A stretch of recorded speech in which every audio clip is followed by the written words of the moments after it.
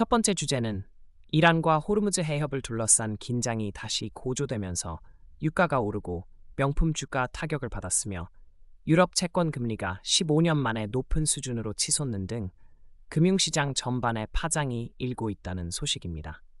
미국과 이스라엘의 공격 이후 사실상 봉쇄 상태에 가까운 호르무즈 해협 상황에서 트럼프 대통령은 협상을 이유로 에너지 시설 공격을 10일간 중단한다고 발표했지만 이란은 직접 협상 사실을 부인했고 트럼프는 이란이 선물로 10척의 유조선을 통과시켰다고 주장하는 등 혼선이 이어졌습니다.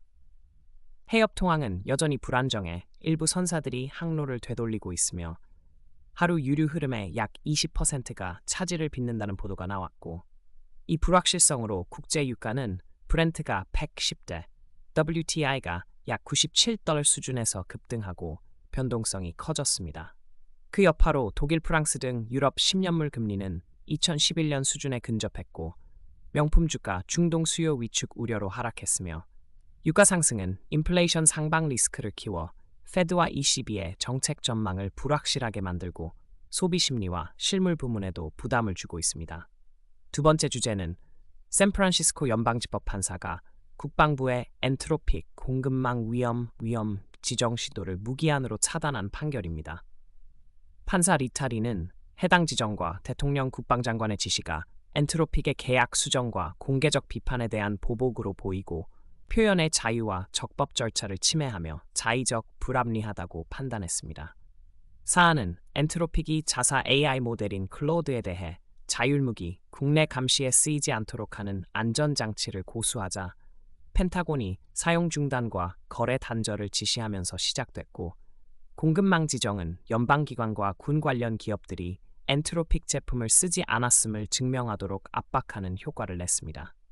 림 판사는 명령 효력 집행을 일주일간 유예해 정부에 항소 기회를 남겨뒀고 펜타곤은 항소 의사를 밝혔으며 엔트로픽과 마이크로소프트 등 제3자는 판결을 환영하는 반면 정부 측 인사는 강하게 비판하고 관련 소송은 다른 관할지에서도 계속되고 있습니다.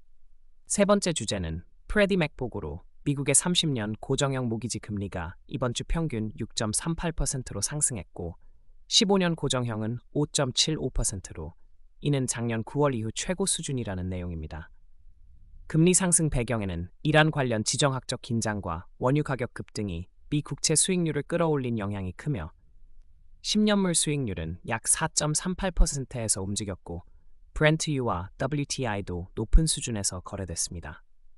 연준은 기준금리를 3.5, 3.75%로 유지하고 있지만 모기지 금리는 국채 수익률과 글로벌 경기 물가 우려에 민감하게 반응해 구매와 재융자에 대한 부담이 커졌고 프레디 맥 수석 이코노미스트는 신청 증가에도 금리 변동성으로 주택 구매 비용이 크게 늘었다고 지적했습니다. 부동산 시장 영향은 혼재돼 금리 상승으로 매수 심리가 위축되고 계약 취소가 늘어나는 반면 공급이 늘어 일부 구매자에게는 상대적 기회가 생기고 있습니다.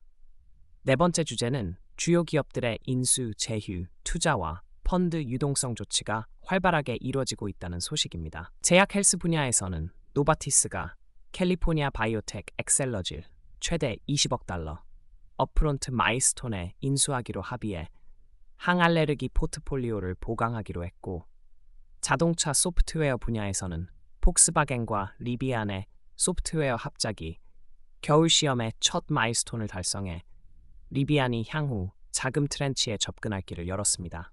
금융 펀드 영역에서는 오크트리가 1분기 환매 요청 전량 약 8.5%를 자사와 모회사 브룩필드의 주식 재매입으로 충족시키고 월 배당을 주당 18센트에서 16센트로 조정했으며 소프트뱅크는 오픈 AI 지원과 회사 자금 확보를 위해 약 400억 달러, 정확히는 400억 달러, 즉 40빌리언 규모의 무담보 브리지론을 주요 은행들과 확보했습니다.